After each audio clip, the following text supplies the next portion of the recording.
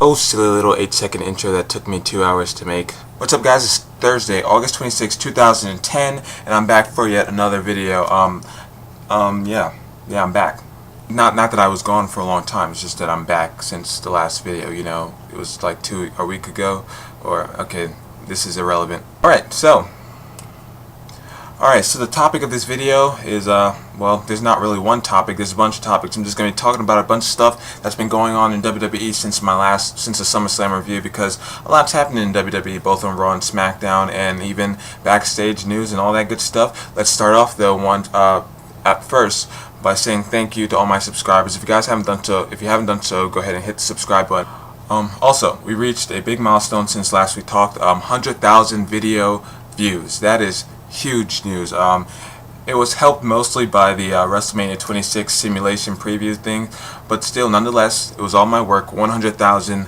Thank you. I shake your hand and thank you. So now let's get into some of the topics that's been going on since I left. Now, I know a lot of people made videos on a lot of these topics, but I'm just going to give my thoughts. I know some of it might be kind of old, but you know, whatever. So I guess arguably the biggest thing is that Serena, Shredded Society, has been reportedly released. Now, the whole report is that basically she wasn't following the whole gimmick. She wasn't playing through the gimmick in her actual life, that she actually has been partying pretty hard and drinking a little too much. And so apparently, I guess WWE is going to announce that she's been released sometime after SmackDown this Friday night, because SmackDown was taped last week. So we're going to have to see. As far as my thoughts on it, I think it sucks. It's definitely going to hurt the Shredded Society. Not really, actually, never mind, because Shredded Society, you know, losing the Big Show, that was a big enough blow to them on SummerSlam. And as for right now, I just think that they weren't really headed in a really good direction anyway. But it sucks for the Divas, because Serena got her first match. I know she wrestled a lot in OVW, but she got her first match on SmackDown, and I mean, she wasn't too impressive in that match, but it's not her fault. She's a really good wrestler, so it sucks for the WWE's Divas division, but it seems as though WWE is going to unify the women's belt, so I think that would be a good idea.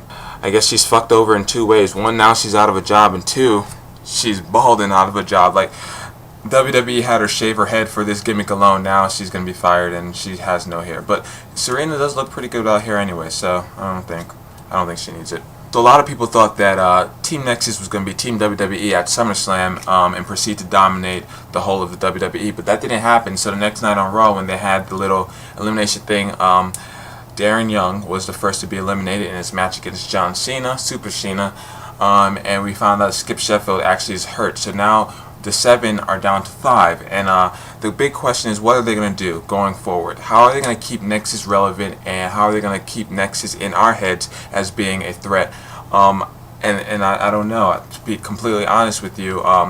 Wade Barrett's obviously the leader, but how do they go about, you know, letting all the other members of Nexus have, you know, characters and have, you know, something relevant? Because, you know, the Nexus storyline is not going to last for a long time, and WWE Creative seems to not know where they're going with this. And so if WWE Creative doesn't know where they're going, then it's hard for the fans to really catch on, and that's why I think Nexus, the storyline, is losing a lot of steam. So what they need to do, either introduce a big member as the leader, that being possibly Triple H or somebody, or the GM or whatever, anonymous GM, or something has to be done to keep Nexus relevant.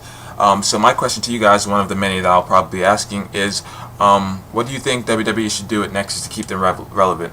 I don't know.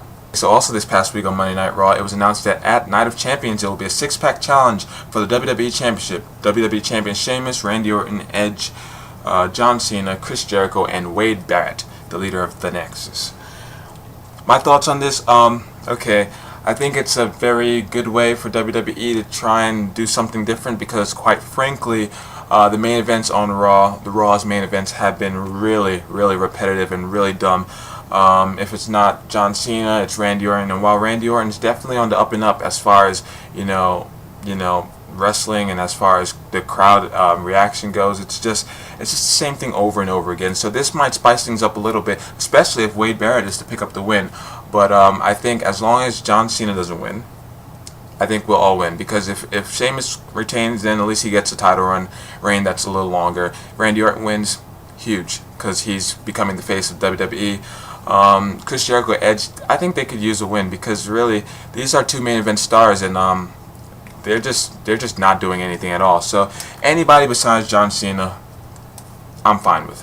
What about you? Who do you think should win the six-pack challenge? Who do you think would benefit most from six-pack challenge? I don't know. I think Wade Barrett would benefit the most, but let's have Sheamus retain. Okay, so the last topic that I can think to talk about is from SmackDown with Alberto Del Rio. I tried to roll the R, didn't work out. So let's just say it the ignorant American way. Alberto Del Rio. So he debuted this past week on SmackDown. And I gotta say, I was thoroughly impressed. I was impressed with his mic skills, even though he's not really the best with English. I think I was definitely impressed with mic skills. He has crazy amounts of charisma. His in-ring skills, amazing. So I think this guy is going to be a big deal pretty quick. And you see what I did there, WWE. I don't know if you heard about the story about the bio on WWE.com, but whatever. I think Alberto Del Rio is going to be a huge star on SmackDown, definitely on SmackDown, because there's not much on the show. But I just think he's a complete package. The charisma, ring skills, mic skills, everything is good to go. And they're building him as a way to replace Rey Mysterio in the future for when Rey Mysterio retires, because a lot of people believe that he doesn't have much time in the WWE. I don't know. I don't know if he can really replace Rey Mysterio, because I think they're two completely different beings completely. But I do think that Alberto Del Rio in his own right is going to be a huge star in the near future, so that's great to see. Alright, so last thing of the day before I go, as you guys saw on my other channel, I bought the brand new Xbox 360 Slim, right? And I unboxed it, so if you haven't checked it out, go ahead and check the link down there for my other channel. So I don't really need this. I don't need this 120 gigabyte hard drive for my Xbox, and so if you guys want, I can sell it to you. If you want, I'm not gonna get into the whole selling thing, but if you guys want, since I have no need for this, and I'll probably just end up selling it on eBay or Amazon.com, I'm gonna come to you guys first. If you need a 120 gigabyte hard drive, I'll sell it for $70, which is cheaper than they sell it online, brand new. So there you go. You can get this 120 gigabyte hard drive, and I'll even throw in a game, Orange Box. You see that Orange Box? It comes with Half-Life 2, Half-Life 2 Episode 1, Half-Life 2 Episode 2, Team Fortress, and Portal. Great value, awesome game, by the way. So I'll give you these two for $70. If you guys want, just send me a private message in the inbox up there, and yeah, I accept payment through PayPal. So if you want, there you go. If you don't want, oh well.